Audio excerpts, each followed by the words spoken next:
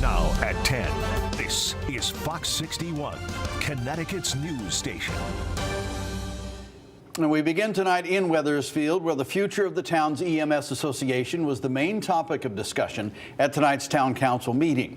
Thanks for joining us here for the Fox 61 News at 10. I'm Brent Harden. And I'm Sarah Sanchez. There was a major turnout tonight. They were all there in response to a plan to bring in a new EMS provider.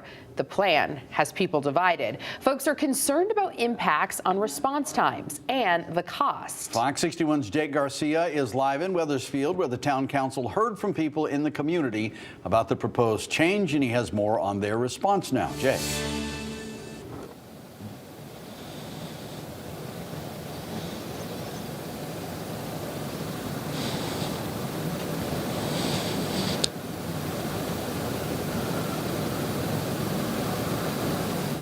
Well, Brent and Sarah, it was a packed town council chambers tonight here in Wethersfield. We can also tell that there was an earful by town council leaders as well. Now, Connecticut's news station brought you this story last week. The Wethersfield EMS Association, or WMSA, currently serves as the town's primary provider for emergency medicine and Hartford-based Aetna ambulance service, which provides assistance and advanced life support. But back in December, WMSA officials say that Aetna told them that they were no longer partners but competitors. So WMSA began looking for a new partner. When they found a potential partner, they notified town officials, something they say they were never talked about with. So the town manager filed a petition with the Connecticut Department of Public Health that would make Aetna the primary provider of ambulance services to the town of Wethersfield.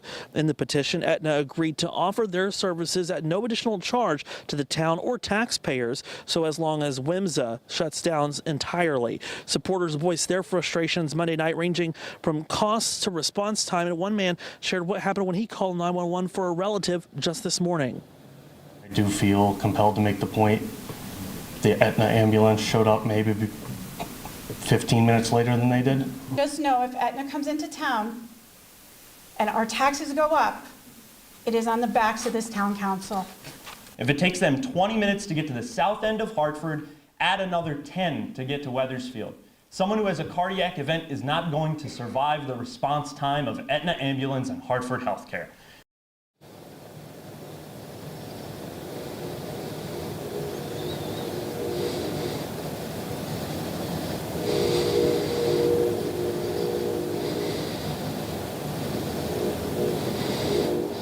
Now, there were very few who spoke in support of bringing Aetna on as Wethersfield's primary provider. We reached out to Aetna Ambulance Service for comment, but have not yet heard back. Ultimately, it's up to the State Department of Public Health to make that final call, which could come as soon as April. Reporting live in Wethersfield, Jake Garcia, Fox 61, Connecticut's news station. All right, Jake, thank you. We have developing news out of Manchester tonight, where police are investigating after a body was pulled out of the Hockenham River.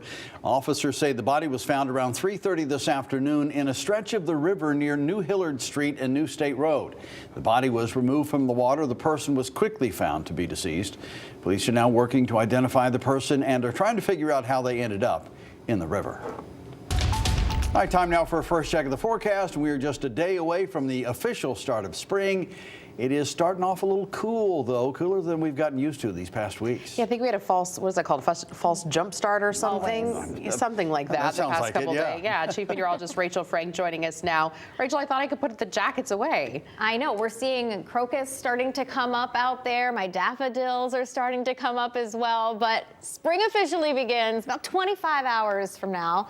But who's counting? 11:06 tomorrow night. We are so close, but yeah, as we said, temperatures are actually moving in the opposite direction, down over the coming days. But we've just been spoiled lately. It's not going to be unusual cold for this time of year, just unusual cold compared to the last week or two. Right now, we're looking at temperatures in the upper 30s to right around 40 degrees. It's been this wind, which has come down a lot from where it was earlier today. Still seeing wind gusts up around 16 miles an hour in Hartford, and those winds will stay with us over the coming days, so get used to them. There is a chance for a flurry in spots overnight tonight into early tomorrow morning, especially in western Connecticut. And you'll see these are kind of following the hills here in the Berkshires. Low temperatures tonight dropping back right around 30 degrees as we head towards daybreak. We begin the day with bright sunshine, but as we head through the afternoon, I think we see increasing clouds. It's breezy and cooler with highs in the 40s, and there is a chance for an isolated flurry early in the morning and then later in the day. A better chance for some more numerous showers, though, as we head into later Wednesday. We're going to time that out for you. Full forecast coming up. Thank you, Rachel. Well, South Windsor police are searching for armed robbery suspects. Those suspects robbed a 7-Eleven on Ellington Road this morning. Police say the suspects left in a silver sedan, and at least one of them had a gun. Call South Windsor Police if you have any information about this. An update for you out of Bristol tonight. Tonight, police tell us the man who was hit by a car while in a wheelchair 2 weeks ago has passed away. Albert Saunier was hit while crossing West Street at Gridley Street back on the 3rd of this month. Police found Saunier lying in the road when they arrived on scene. Around 6 that evening, he was taken to the hospital and treated for his injuries. Police say they were notified of his death over the weekend, but the chief medical examiner has not yet determined if Saunier died as a result of the crash. Bristol police are still investigating what happened. East Haven police are searching for 2 suspects who tried stealing a homeowner's cat. Police say they were armed and they were after the pet because it's a high-value breed. Police say the pair broke into a home on Thompson Street Sunday afternoon. They demanded the homeowner hand over that cat, but that homeowner actually fought off the intruders. They were gone by the time police arrived. The car used in the incident was found in Hamden. Police also say this was not a random crime. In fact, the suspects knew the homeowner. Leaders in New Haven hoping to make the city one of the first in Connecticut to install red light cameras. The Board of Alders considered a proposal tonight after state legislators passed a new law last year allowing individual communities to implement programs at their own discretion. Fox 61's Julia LeBlanc has more. That crash might not have happened. Lior Tressman knows all too well how dangerous the streets of New Haven can be when people are not following the rules of the road. That I was actually hit by a truck not too far from here and went to the hospital for a few days and had a lot of broken things. That was in 2017 when someone ran a red light and almost took Lior's life. Since then, he's been advocating, along with city leaders, to install red light and speed cameras throughout the Elm City. I don't think that automated enforcement is the end-all be-all. But it's a start, and Mayor Justin Elicker is taking a step toward that tonight by introducing a new ordinance to install red light cameras at 11 locations throughout the city and 8 speed safety cameras near school zones. The message to people out there is if you run a red light, if you speed, you will get caught.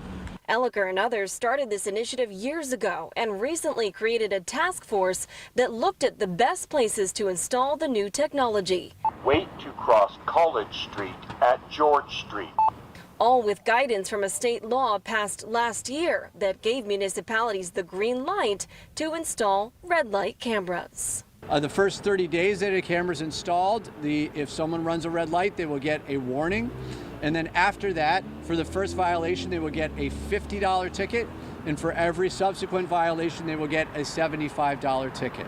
If passed by the Board of Alders and then the state, the red light cameras would take photos of vehicles that pass through a red light.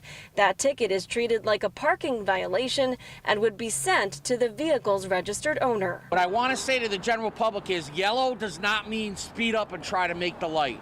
Too many people do that and lose their lives because of it. Police Chief Carl Jacobson says this new initiative works together with the department's recent efforts to double up on traffic enforcement. But we can't be everywhere. This is going to allow us to put these cameras in place, have people ticketed, but we'll also be at other intersections too.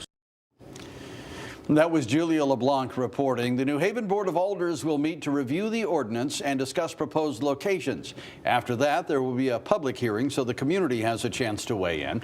And should the proposal get BOA approval, it would then move to state regulators. New Haven police are investigating 2 shootings. Both happened last night, just minutes apart.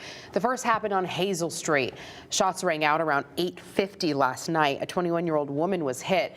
And while she was going to the hospital, she was pulled pulled over by police. Her injuries are non-life threatening. Just a few minutes later, a 27-year-old woman walked into another emergency room, also shot. She's expected to survive. It's not clear. The shootings, though, are connected. A former Glastonbury police officer who already faces charges for multiple burglaries across the state has been accused of another one, this one in South Windsor.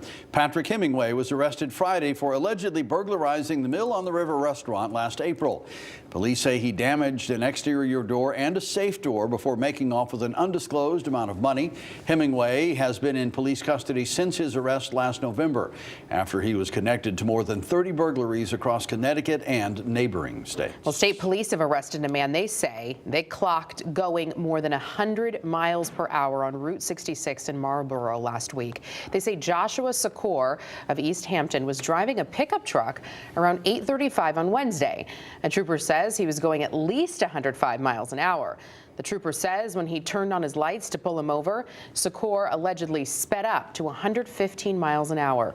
Secor was eventually taken into custody. He's facing a litany of charges, including reckless endangerment.